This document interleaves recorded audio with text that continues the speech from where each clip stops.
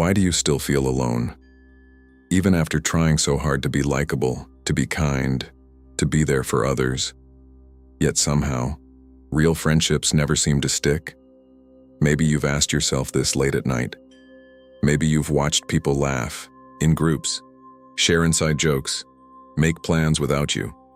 And you wondered, what am I doing wrong? Before we go deeper, do 2 small things for yourself right now. Subscribe to this channel and like this video, because what you're about to hear isn't just another list. It might genuinely change how you see your relationships and even your love life. And stay until the end, because the final insight often hits the hardest. Let me tell you a quick story. There was a man, let's call him Armin. He wasn't rude. He wasn't arrogant. He tried hard.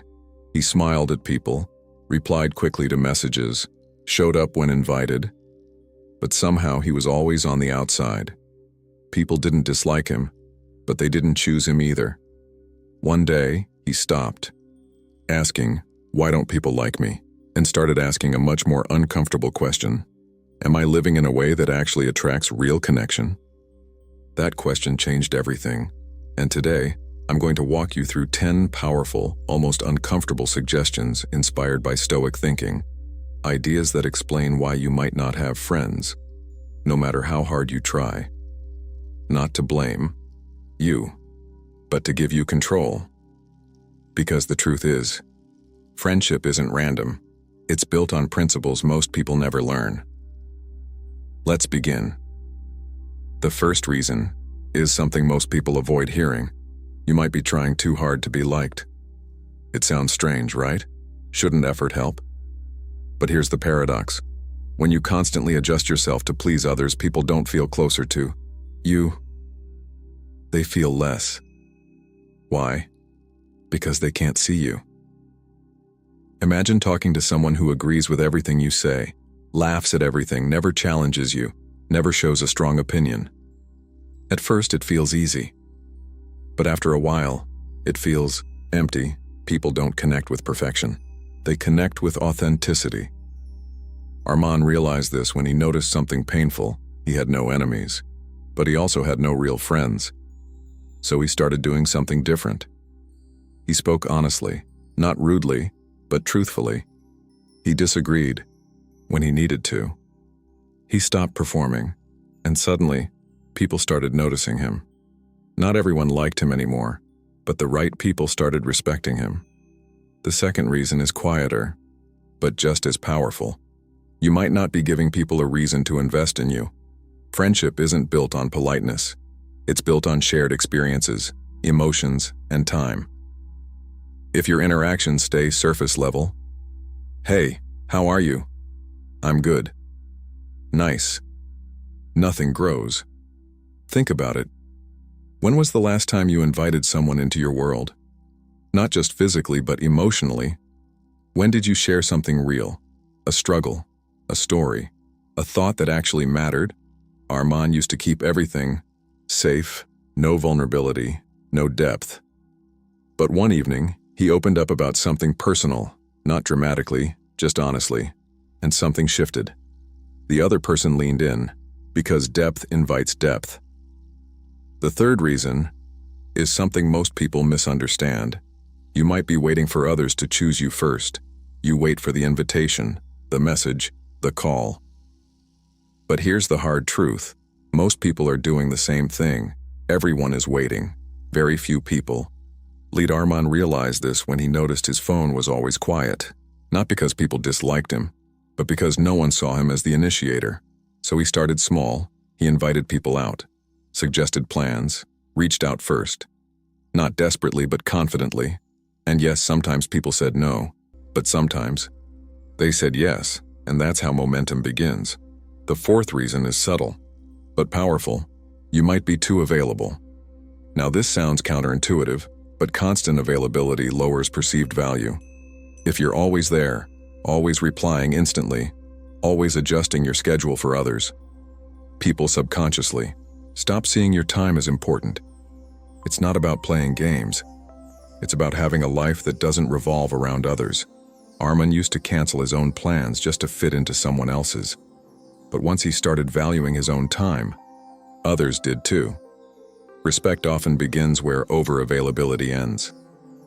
The fifth reason is deeper than behavior.